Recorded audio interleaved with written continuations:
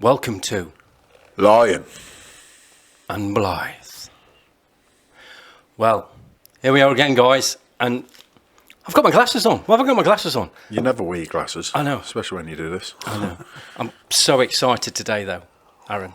I am so excited today. I've been waiting for this one for a good couple of weeks now, so... So, people, I have got one of my oldest friends on here. Well, he's not old, but I've got one of my oldest friends on here. The infamous, internationally renowned rock photographer. That's it. Nick Elliott. Hi, Andy. Fantastic to see you, Nick. Lovely. Thank you ever so much for inviting us on, guys. Oh, it's a pleasure, mate. It's such a pleasure. You know what, before we start, I'm going to shake your hand. It's good to have you on here, mate. Good to see you, mate. Yeah, really looking forward to it. You. Yeah, you too. So Should be a good night. Definitely. So, Nick, Andy. you are an absolute legend in the rock photography world, aren't you? It has been said, yeah. Who's it been said by? Quite a few people. Quite a few. Well, I've heard it. Go on then. Just, let's just do it. Let's just drop a few names in there. Let's go for it. Quite a lot of bands. Dear Idea, El Slick, Darkness, Dear, ZZ Top, Metallica. The list goes on. Wow, Metallica. Just that name alone is just mind-blowing. Yeah. Awesome. Yeah, it was a big deal. Massive deal with Metallica. I mean, come on. Yeah. You know what I mean? But yeah, I mean, there's loads, isn't there? Oh yeah, there is. Yeah, well, to be honest, where people always ask you that kind of question, and I really have to think about it, and I struggle to think, well, who is it? Just put you on the spot, sort of thing. Yeah, and I'm not one for kind of doing that much. Okay. I won't turn around and blow trumpets. And Yeah. Well, I'm going to blow your trumpet right now because I checked out your. You what? Hey, You're going to blow his trumpet? let's not go into this sort of conversation again. He always likes to bring this stuff up. Orchestral conversation. Orchestra Manoeuvres in the Dark is going to happen tonight, is it? It is Aaron and Nick Elliott. Yeah, Orchestra but I'll Manoeuvres tell in you the what, Dark. mate. I was literally looking at your portfolio Yep. online on Facebook and all social media and everything, and I was just like looking up all the bands you've worked with, and you know what I mean, like Def Leppard. Yeah, Joe. I caught one of the worst colds I ever had off Joe Elliott. Oh, did you really? That's an honour, though, isn't it? Surely. Was he ill? And then 2 weeks later, I was seriously ill. Well, if you've got to catch a cold, then who better get it off than Def Leppard? I Leppard? looked at it. Yeah, too right. Yeah, He I'll take tipped that. up. It was because I was official photographer for Planet Rock for about 10 years, and they kind of did this. So they still do it actually. Rockstock, which they always hold in Wales in December. And it's a great gig. And this particular year, they'd booked the Down and Outs, which is essentially Joe's kind of sideline. And he gets together a load of good people. Sometimes he and Hunter tips up, you know, because it's a bit of a joint collaboration that they've got.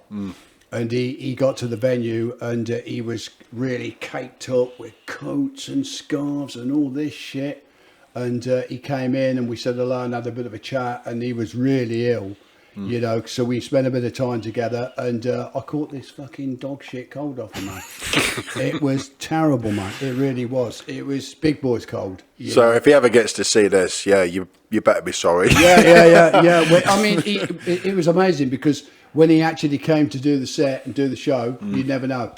But he was seriously ill, and I just forget what year it was. I can't remember what year it was, but it was this particular year. There was a lot of really heavy colds and flus and all that kind of shit going around, you know. And a lot of the guys were coming down with it. But yeah, that's a bit of a story. I quite like that. Yeah, I quite like that, mate. I'd love to meet Def Leppard. I love them. I love Def. You know, I've had their albums and everything. And I mean, Ozzy Osbourne. He's another one you work with, right? Yeah, Ozzy. Yeah, crazy as you expect it to be.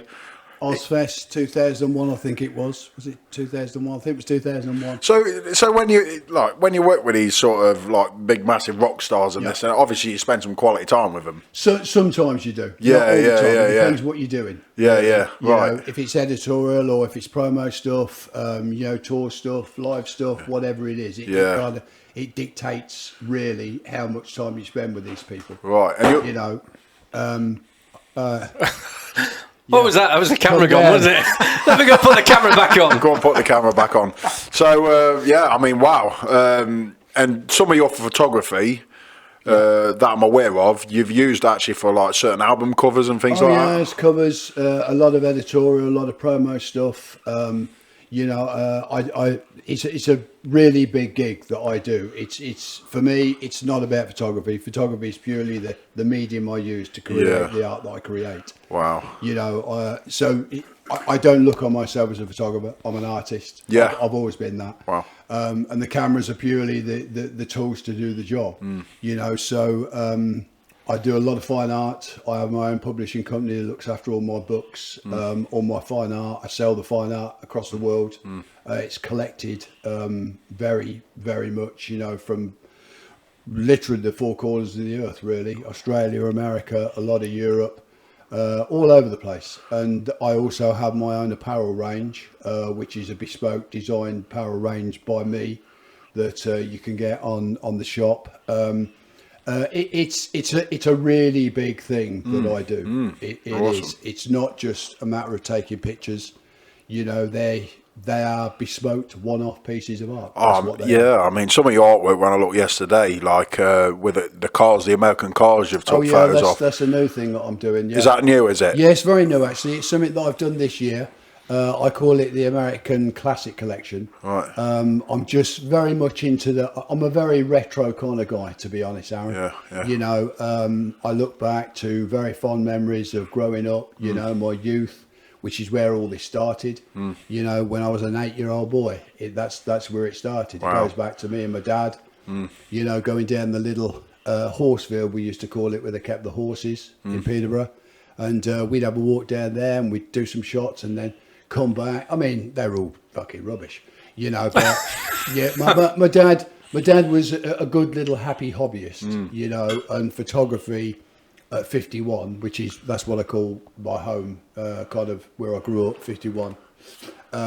We always called it 51, and you know, their photography was a big deal with the Elliott family. It was a big deal, and my dad took a lot of pictures, and there was two big gigs of our year, which was Christmas and the fortnight's holiday that we had every year, which most of that was spent on the Norfolk coast, which is why I come to want to live here, I think.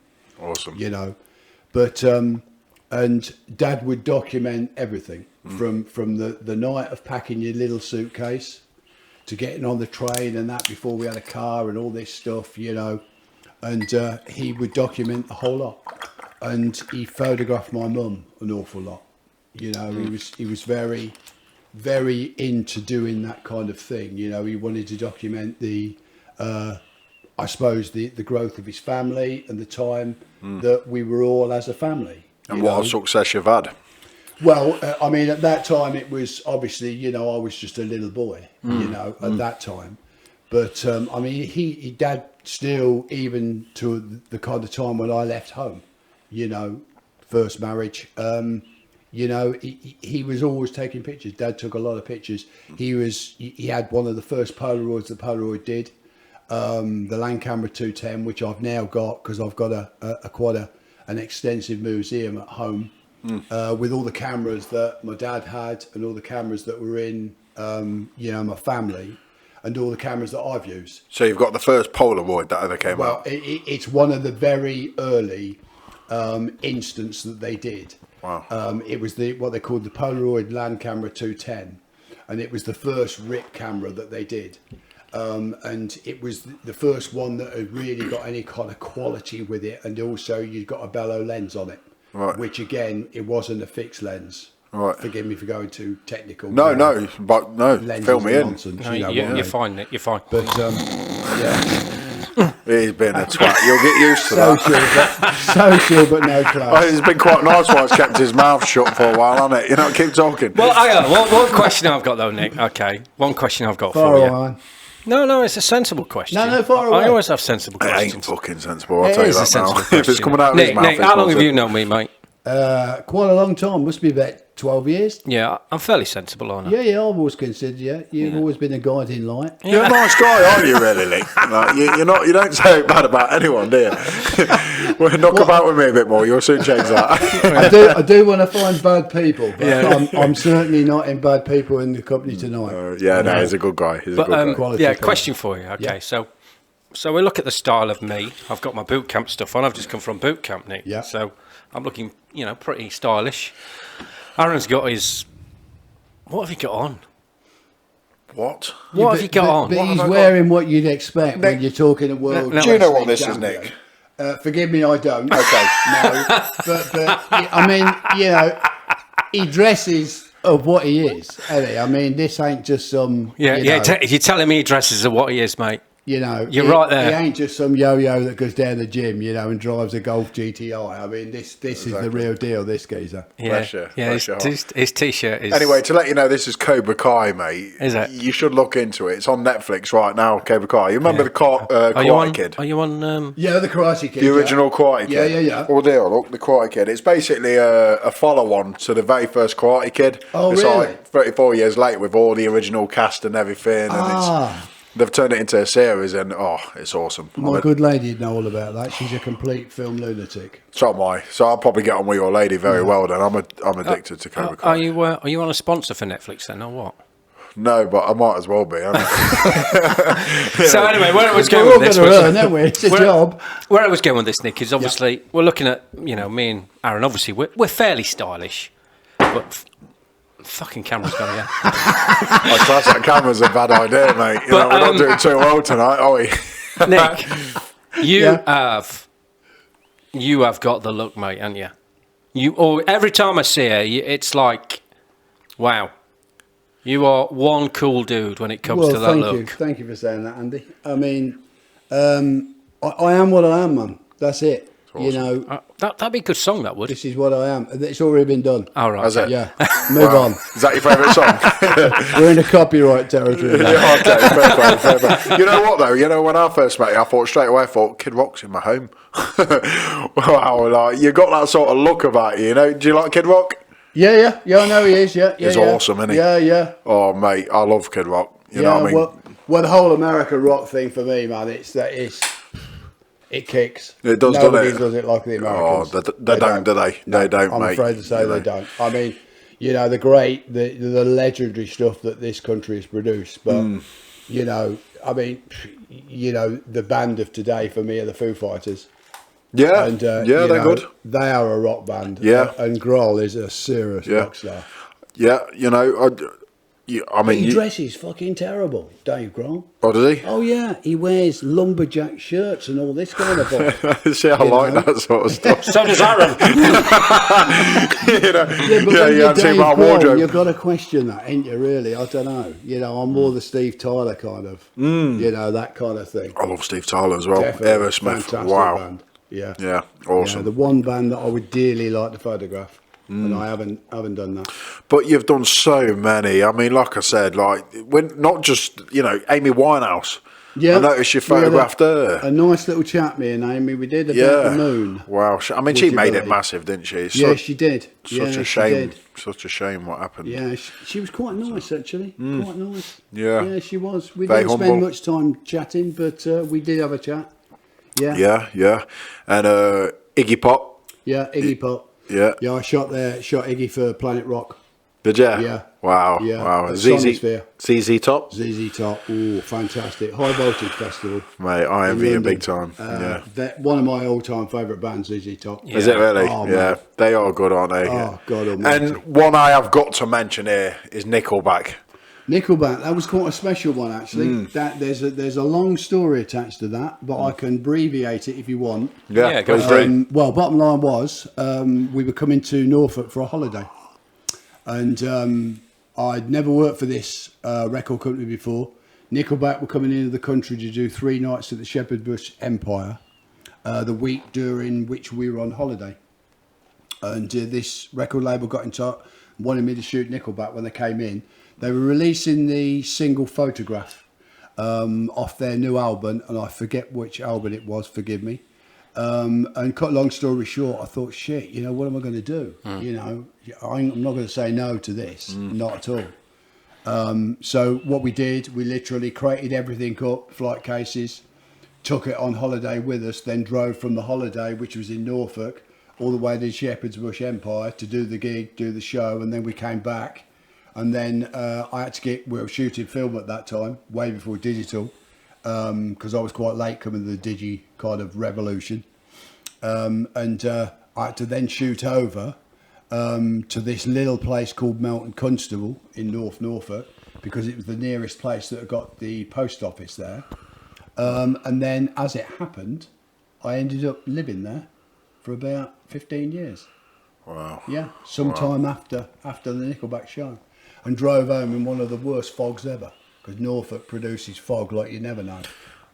You know, I bet we could be on here for hours. You must have so many different stories to tell of all the different like concerts you've been to, and obviously worked with all these top stars. I mean, we've only mentioned a few, and they've been massive. The list goes on, mate. But you must have so many stories, you know. Yeah, there's quite a few. There's quite a few. I mean, you know what? When I do a lot of interviews, a lot of TV and radio and stuff, you know, and people always ask, you know, who was the worst guy to work for and all this kind of stuff, you know. I never give away bad things about these people, but in all fairness, there is very little bad to say about any of the people that I've ever worked with, spent time and that's with. Nice. That's good. They're top people. Yeah, They're top sure. people. Okay, like, Well, that's going to change now you've met Aaron. yeah, we'll get that out of you by the end of the night. Yeah. But no, okay.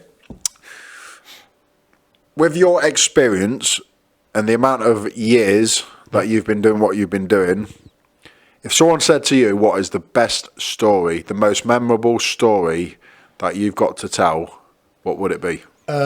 I think the one that moved me more than anything, there was a couple, Robert Plant.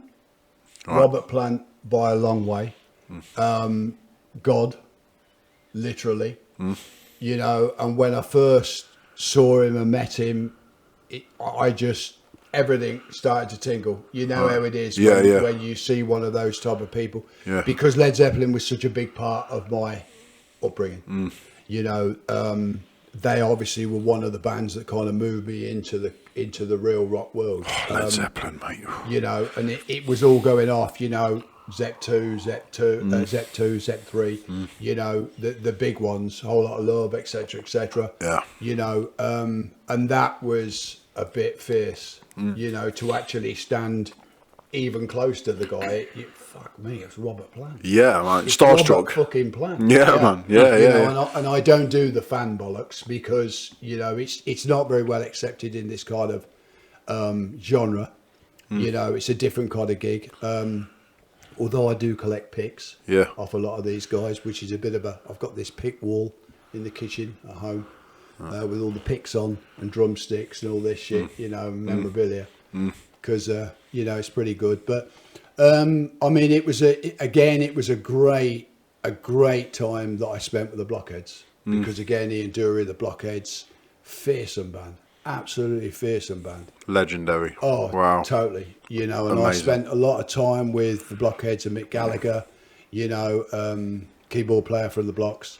But it was just, you know, hang on a minute, you know, this is the Blockheads. You're working with the fucking Blockheads. Yeah. You know, and I shot a lot of promo stuff for them, album covers for them. You know, we spent a lot of time and also learned a lot about the legend that was Ian Dury.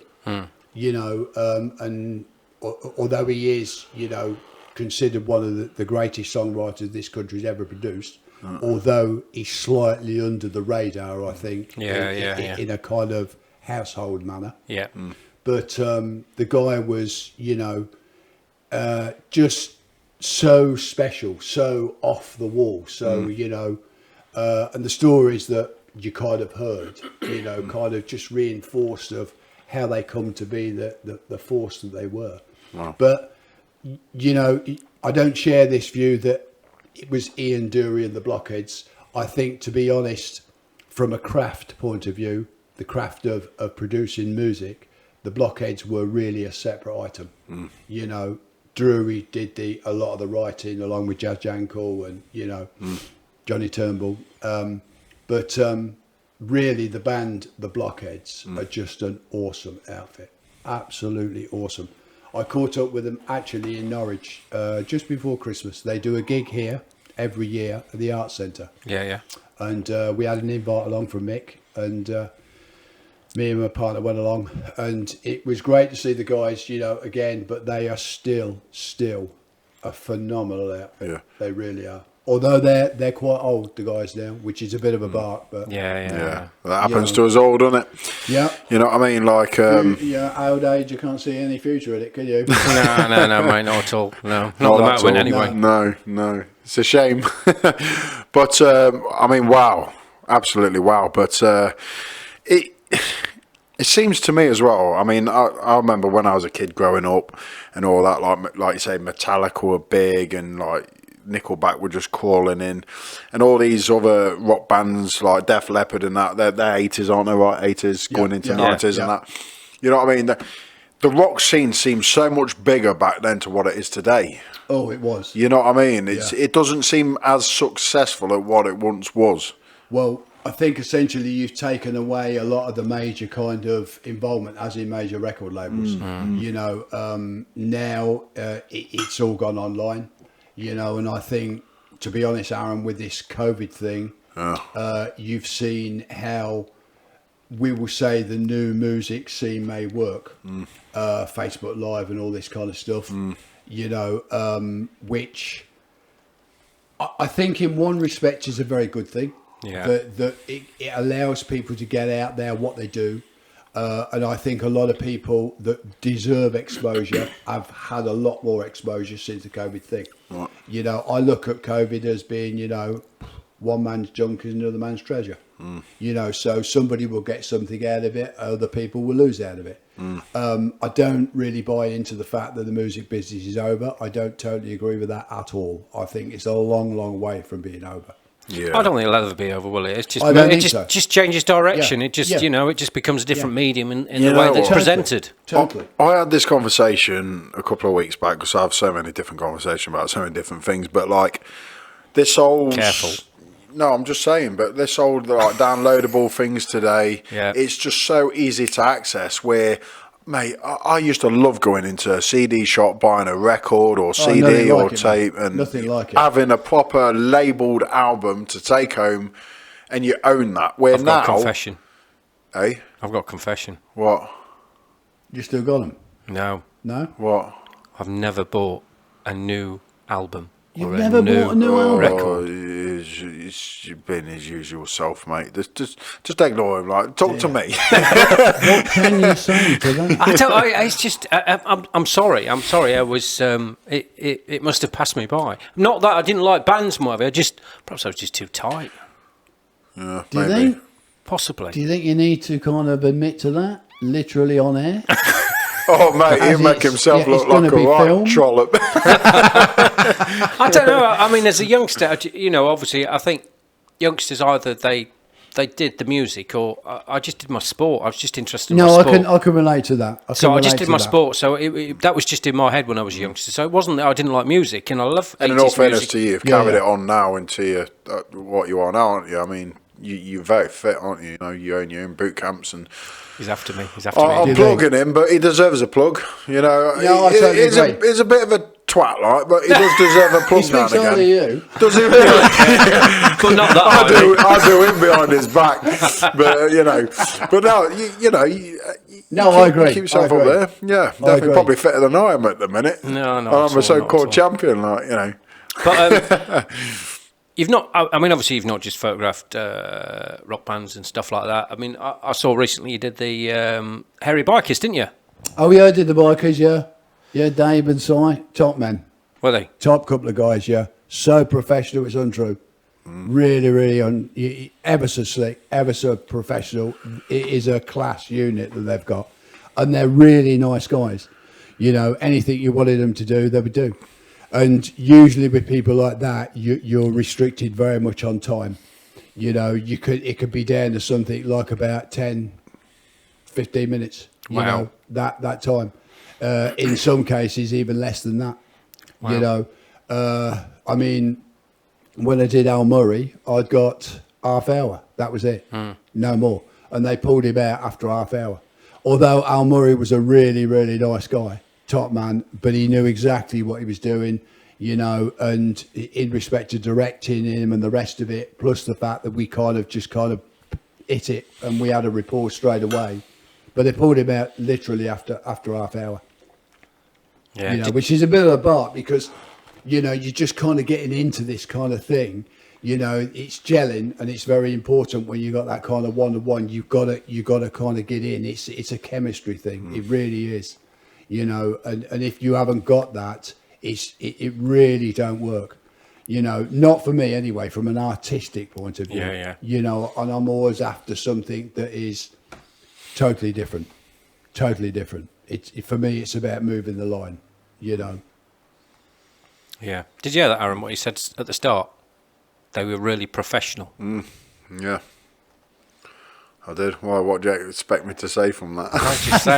I'm just dropping that in there. Okay. I'm not professional enough. Is that what you're trying to say? But now, you know, to be fair to Aaron, he's... yeah.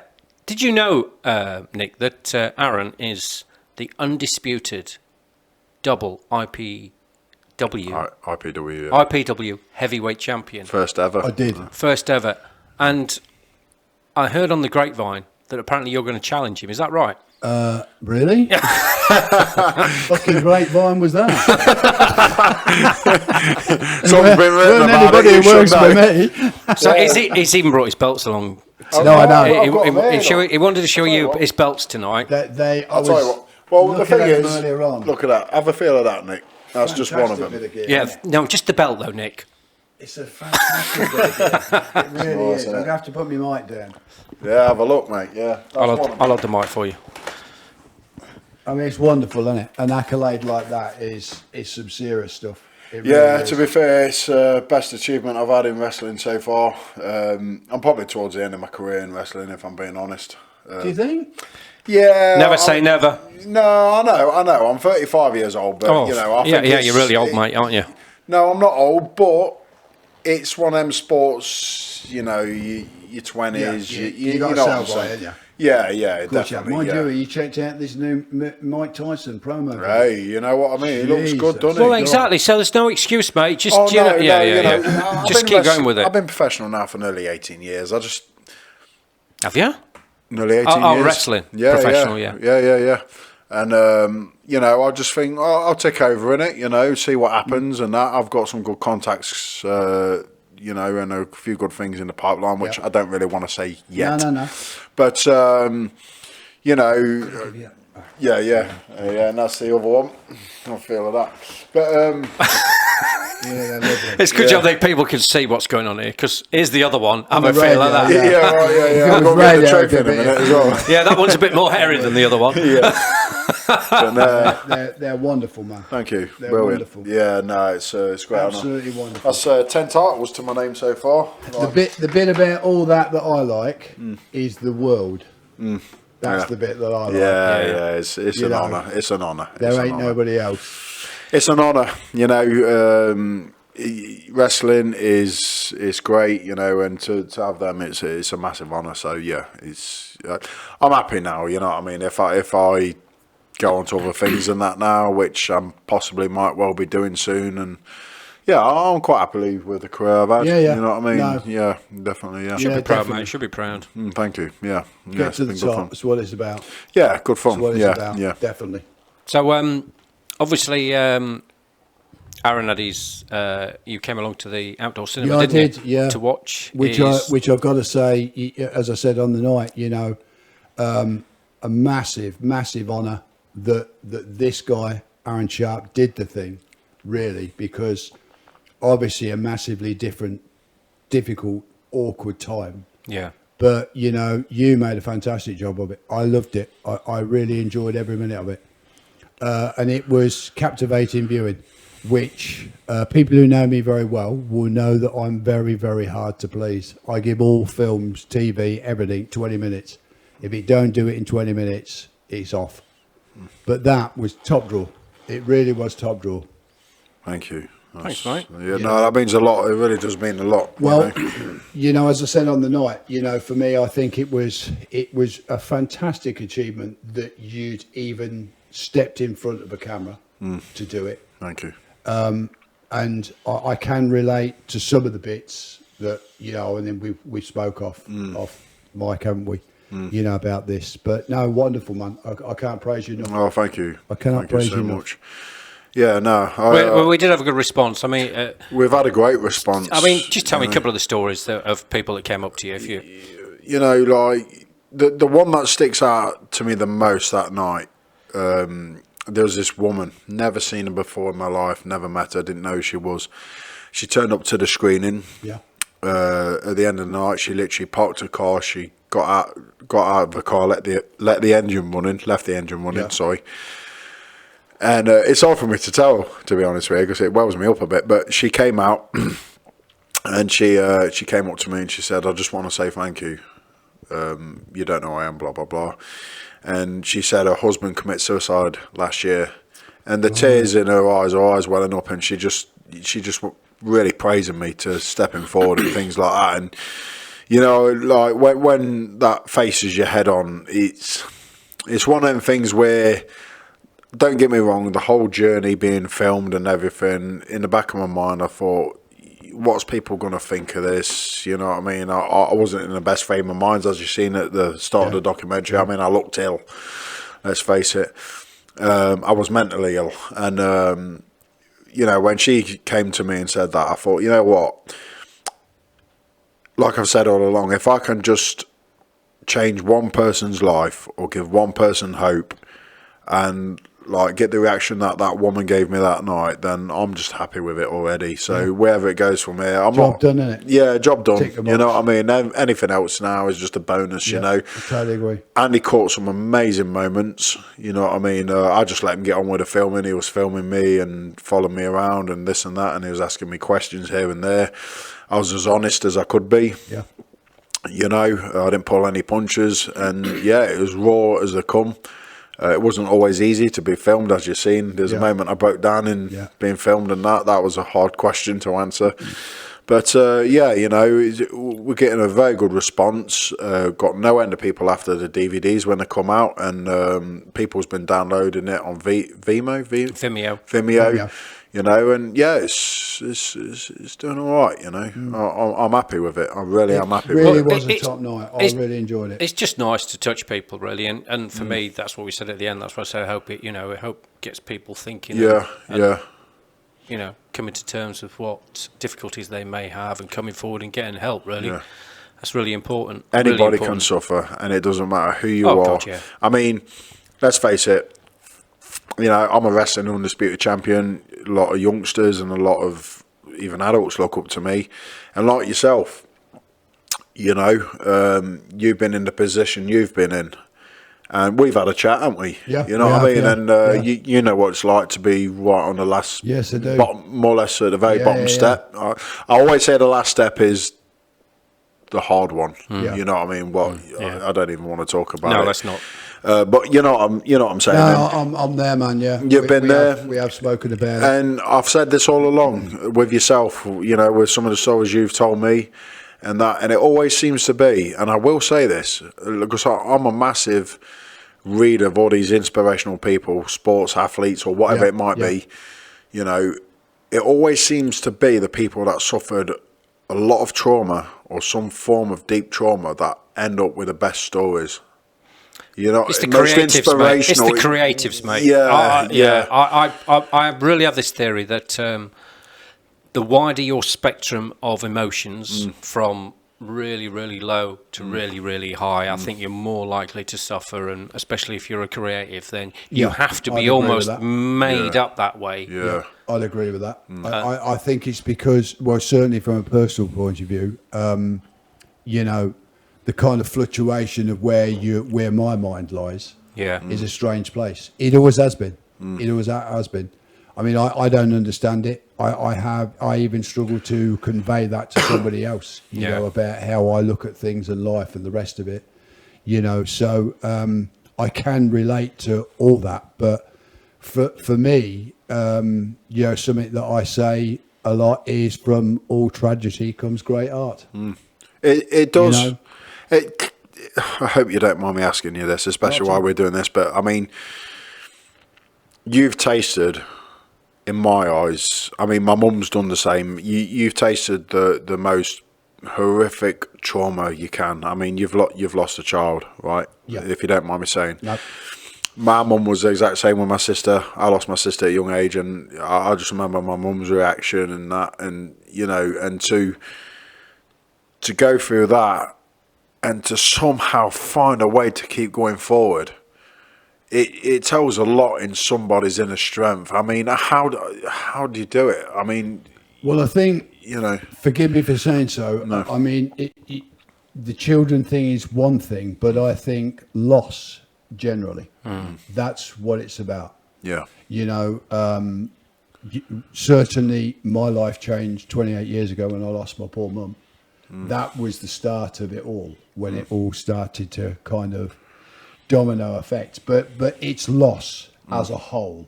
Forgive me for saying so. Of course. That's how I look at it. It makes sense. It's not any one particular thing. Yeah.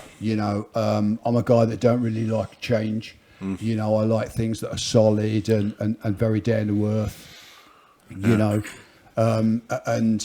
I'm very OCD. Yeah. So I like everything in its place at its time. Yeah. And if that hasn't the case, I struggle to create. But in saying that, that multiple loss that I faced has brought me to the place where I am now. Yeah. And to be honest, for that reason alone, I am incredibly thankful. Yeah. Incredibly thankful. I understand straight away what you mean. Although you could sit here and talk about this kind of stuff all night, without a doubt. Yeah. But I think, for me, sorry if I'm waffling on. No, go. For me, it's always been about making a mark. Yeah. Making a difference, changing things. Yeah. That's what it's been about. Which, while we're on the subject, when you talk about art, you have recently gone into more the dark art. Am I right? Yep. Okay, so Conceptual Dark Art, I call it. Exactly, but there's a reason why you've gone down that path. Yeah, there is. I'm right, aren't I? So, obviously, with what you have gone through in life, from the loss of your mother to a child to losing your wife, either way, it's loss after loss after loss, and it's creating a sort of character, if you don't mind me saying, but you're putting it into a profession. Yes. In a weird kind of way, it's. I'm speaking through what I do, Aaron. That's what I'm doing. I've always been quite vocal. I have very strong views, which are all passionate driven, all of them. I believe in right and wrong. That's it. There's no middle of the ground. No. There has to be right or wrong. Yeah. And I believe very much in that. But the kind of collection of these things that brought me to the point of where I am now, and I kind of describe my point in life as my Ziggy years, which is basically you kind of use Bowie as the analogy. When Bowie killed off Ziggy Stardust, Bowie then became the real artist that he is now adored for being. Yeah. And I'm in that kind of place. Basically, it's all the emotions that I've lived through in the past 3 years, but not totally true to 3 years, 28 since I lost my mum, which is really was the start of the whole thing. It's been a catalogue that has built up over that 28 years. 3 years ago, marriage went down the Huey, and that was the final piece of the puzzle that needed to go together. And from then I just created what the fuck I wanted to do. That was it. And I've gone to really dark places, seriously dark places. I mean, Andy he's seen a bit of a preview of some of the images, I haven't. Yeah. And that's only touching on it. I mean, I've explored really very dark areas, even in society, sexuality, emotion, love, death, passion, the whole 9 yards.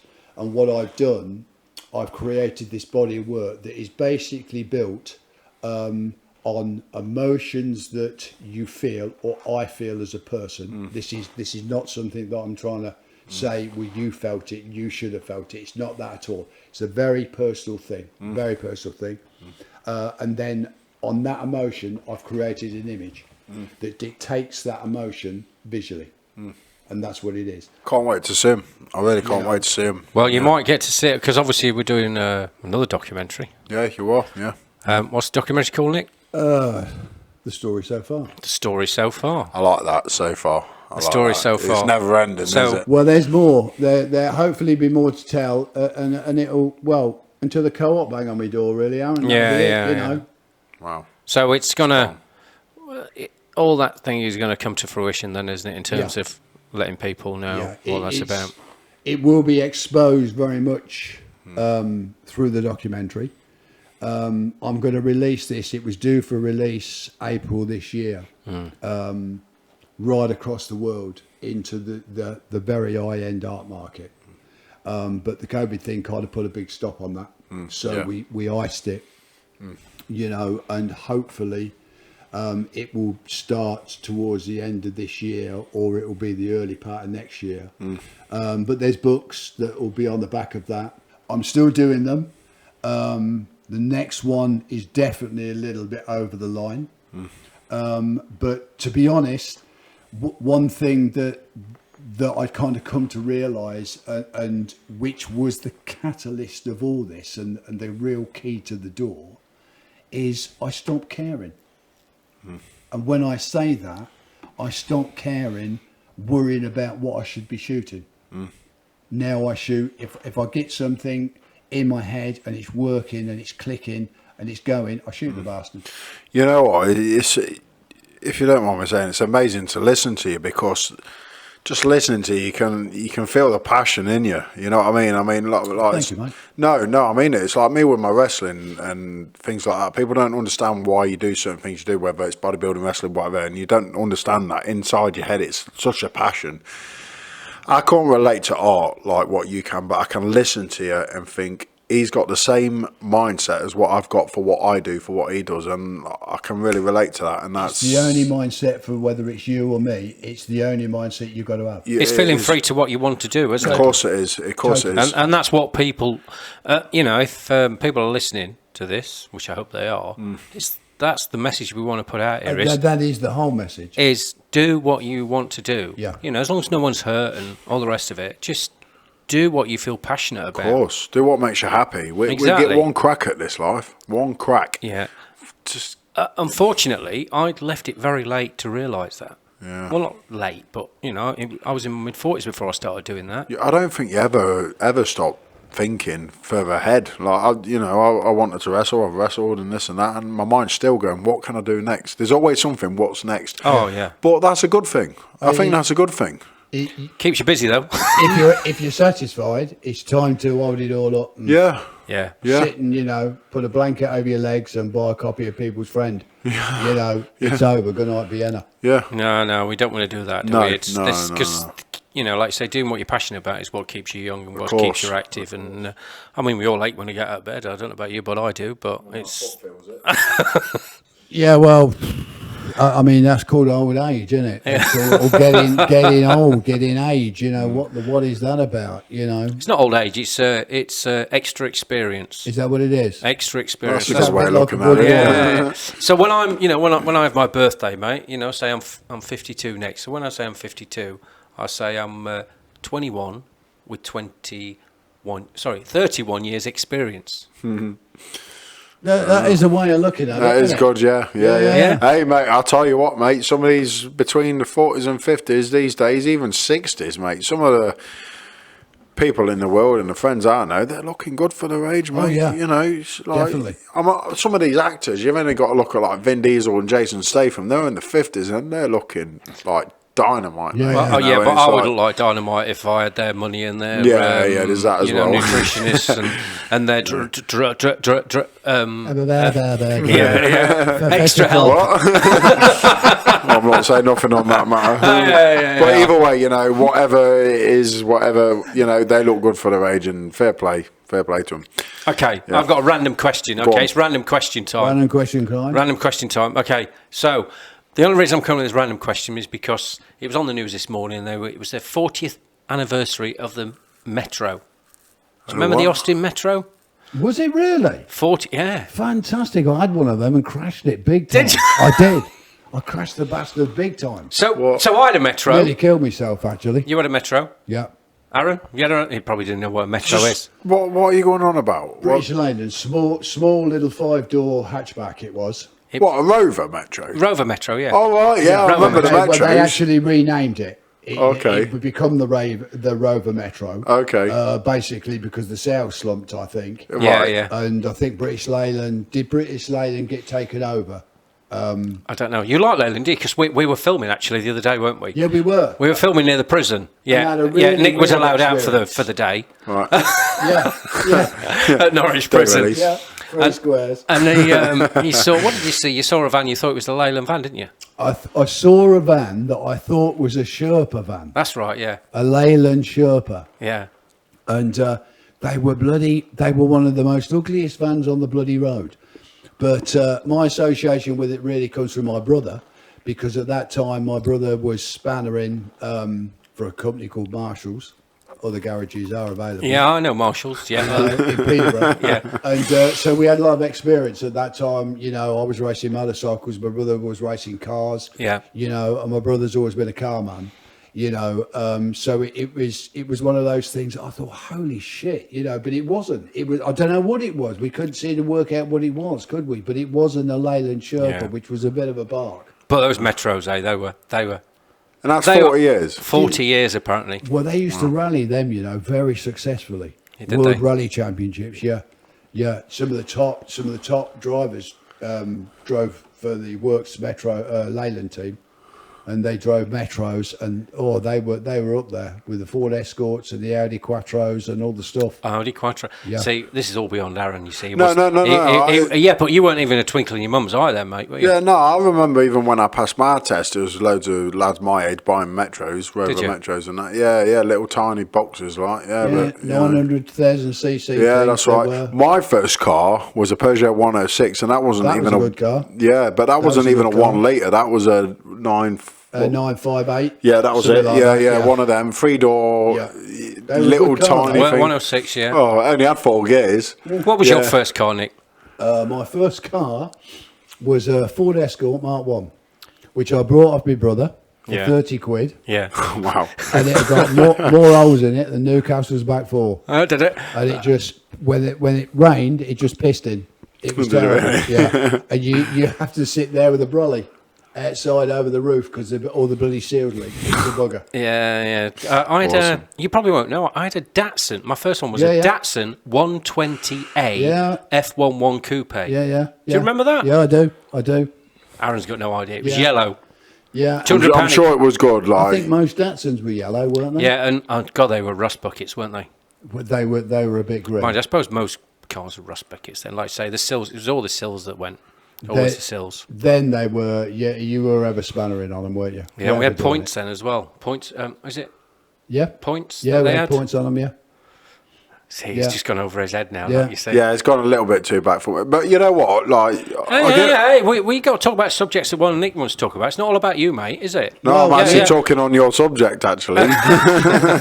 You know, but just going back in the past in general, the past is better than what we've got now. Oh, totally. 100%. Totally. You know, 70s, 80s, 90s. Nothing to look forward to but the No. past. Yeah. Do you Is think that- so? Yeah. Oh, no, yeah. Okay, I'm going to ask you a question then, okay? I ask this question to people. It's very interesting what the people say. I'm going to ask you a question and see what your answers are. So, okay, you've got time machine, okay? You're allowed to go forward or back. Backwards, any day. Totally. 100%. See, Every day. See, I Who would... wants to go forward? Me. Really? I'm a forward thinker. Look, go back 10 years and look how much the world has changed in the last 10 years. You want to go an extra further 20 years? Would you not want to go forward and see No. what things are going to be like? No, I'd use What a bloody mess it's going to be. Yeah. I'd rather go Oh, back. you miserable pair of buggers. No, mate, no. I wouldn't do that. We had lives before these digital crap things came out. Says him. You know He's what I always, mean? Nicky's always on it. And I hold my hands up, but I hate it. Do you really? No, mate, I hate it. support it. I am a massive supporter of the World Wide Web, mobile phones, everything. Are you really? I am. The reason that one of the main reasons for that is it's your invisible friend. And if for argument's sake, you've got like old people, and God forbid they lose their husband or wife or whatever. You get them an iPad and they're totally connected to their family. You can FaceTime and the rest of it. Yeah. I've had a recent experience of that, of losing my poor dad 3 years ago. His partner, she was Canadian. She's gone back to Canada. And, although she misses everything that she had here, which was an idyllic life with my dad for nearly 24 years, it's the internet, mobile phones and technology has allowed her to still keep some hold on that rather than just a photograph album stuck in a corner on a unit. No, okay, in all fairness, when it comes to things like that, then I agree 100%. That it is good for that, keeping in touch, keeping in contact, what I mean? I think so. Yeah, that is good for that. Because again, this, forgive me for talking over you, No, but you're fine. This for me... Please talk over him. Is Please talk over him. You're cramping me style, man. I've lost my track there. Fucking gone. It's fucking gone. No, I mean, I couldn't do what I do from where I do it without the technology that you've now got. And I think that although I wasn't brought up in a family like this, but people are so quick to say, haven't seen each other or haven't heard much of you. Well, I've been busy. Or my favourite one that the English use, snowed under. What the fuck is snowed under? I've been that busy, I'm snowed under. Really? I don't think so. But, but that, pick the bloody phone up and speak to your friend or your mum or your dad, your brother and your sister, or your partner, your wife, and tell them you love them and you miss them. Yeah. Fuck me. Yeah. What does that cost? Nothing. What does it cost? Nothing. And it's in your pocket, and it don't matter a monkey's where these people live. What a phenomena to think you can stand in the middle of a field and talk to somebody in Australia without any fucking problem. It is mad, isn't it? When you think back. Crazy. Absolutely crazy. Go back to Thunderbirds, Andy. You remember Thunderbirds? I do, yeah. Thunderbirds changed my life. Me and my brother as two little boys. But Tracy Island. You now live on Tracy Island. Yeah, I suppose so. You do. You do. It's crazy, but Funny enough, that's what fantastic. that's Aaron's weekend name, Tracy. Is it? Tracy Island. That's a part of something about me personally that I didn't want to let out into my social media. But Don't thanks worry. for that. We've got a lot in common. We can talk off mic. But you're right. I mean, if it wasn't for me, if it wasn't for the World Wide Web and the technology and what have you, there's no way on this earth I would have been able to afford to tell the stories in terms of the documentaries and things. Because No chance. it would have been out of my. It's got Tonight's a total waste of time, isn't it? Because Yeah. it's three geezers sitting in a room, and it's only those three geezers that will ever see it, unless you have the World Wide Web. Yeah, true. Yeah, very and, true. And the cost of being able to put something. I mean, obviously there's equipment, but the cost of being able to do this is minimal, isn't it? Oh, totally. But Totally. 10, 15 years ago, it would cost you thousands. I think the only problem, which whether we're talking this kind of production, whether we're talking radio or whatever, and to go back to things like the Facebook Live earlier on with the artists, is that what you've now got is a complete sea of media, and the problem is now sorting out the wheat from the chaff. Yeah. That's the problem. That's the problem. And the big boys just controlling it all. I think they do, but to be honest, again, to go on to the COVID thing, I think that it has kind of given people the opportunity to say, you know, well, look, let's take musicians. Yeah, I'm a fuck-off singer-songwriter. I mean, I'm working with an exceptionally good guy now, a guy called John Peach. Awesome. Absolutely fucking awesome songwriter. He really is. Is this the guy you shared on your social media yesterday? Yeah. He's from Yarmouth, John. He's one of the nicest blokes you could ever meet. Is he nicer than me? I think marginally. Easy. Yeah, Cheers, Nick. marginally. Thanks, mate. Right, you can fuck off now. Yeah. Close this up. Yeah, well, that was podcast. Nick's gone. Good night. You know, but it's that kind of thing has allowed John to really explore his music and also to get it out there for people to listen to it. Yeah. You know, and like I say, the problem is sorting out the wheat from the chaff. It is, and there's a lot of chaff out there, which, you know, is what you've had with Facebook Live. You know, you get some bit of bin who thinks she's, you know, silly Dion, you know, and she can sing, Silly Dion, you know, all that kind of stuff, doing it from her kitchen. Yeah, hang on a minute, I've got some in the oven, you know. So she turns round in between breaths, you know, to cook tea. It's a fucking nonsense. Nick, what have you been watching? Well, it's out there, man. It is. Yeah. Luckily enough, a lot of them have decided that it might not be a career move, and they've switched the bastard off. You know, mind just saying that, like that guy who's literally just wrote a song about the documentary. Well, I was just coming on to that. Yeah, I was. Yeah. You tell the story. No. It's your gig, man. So no, just listening to you then. Drake Leon Taylor, a musician, writes his own music, plays his own guitar. Everything's just wrote a song after watching Heart of a Lion. Actually wrote a song about it. Obviously got in touch and everything. And very talented guy, which you've heard. Yeah, I think it's a good track. Yeah, it is, isn't it? Yeah, I think it's a complete honour to you. I really do. Oh, mate, when he wrote that to me, I mean, the song's called Just a Man, which is going to be the name of my book that gets released next year. Okay, it was going to call it Weekend Tracy, but Week with Tracy, yeah. Tracy and Laverne. Yeah, right, yeah. But no, I obviously heard him before on YouTube, then I looked him up on Spotify. He's got a couple of tracks on there. Yeah. And he's pretty decent. Yeah, really good. That's a good track. It is a good track. Really good track, yeah. So that's. But again, you see people like that. You know, it gives them the opportunity to just sit down, record something on the laptop or whatever in the bedroom, and next thing you know, he ships it over to you. Yeah. You know, and you've got a connection. The whole thing's going on. Yeah, that's it. It's a really good track. Yeah. I think it's a massive honour to you. I really do. Thank you. And you know, what's wrong with that? How are you going to knock that? You know, the guy wouldn't have even got to know about Aaron at all. No. Without the internet. Just good. Yeah, that's right. Good. And although everybody rubbishes Facebook, you know, I've met my present partner on Facebook. Have you really? Yeah. Well, it's got its blessings then, hasn't it? Yeah, fair play, mate. Fair play. Not in the usual kind of online sense. It was a bit of an indirect kind of trip. Yeah. But, you know, that's how it came about. I met my new partner on Facebook. Yeah. What's wrong with that? Yeah, it's crazy. What is fucking wrong with that? Yeah. I can't understand people. Yeah. You know, I think it's where the English love to moan about things like that, don't they? Yeah. Yeah. It's mad, isn't it? They do.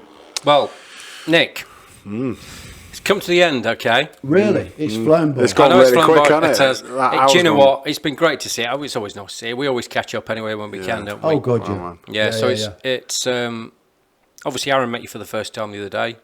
Yeah, he's overwhelmed by meeting you, which is great. I love the man. I think he's top drawer. Yeah. Please Don't say that. I don't. tell it You're going to as it upset is. me. I'm going to have nightmares tonight because of that. No, you won't. I have nightmares, No. mate. I have nightmares. No, you'll share a pillow. But seriously, mate, it's been fantastic having you here. We appreciate you coming along and seeing us. It's very kind of you both to invite me on, and I'd love to come back. You know, it's been a blast. It really 100%, yeah. 100%, yes. I believe there's so much more we need to ask you. So, you know, we'll definitely have you back. Perhaps as the documentary goes along. So Yeah. When your documentary's finished, we'll have you back on. 100%. Yeah. Anyway, guys, so you have been listening to Lion and Blithe.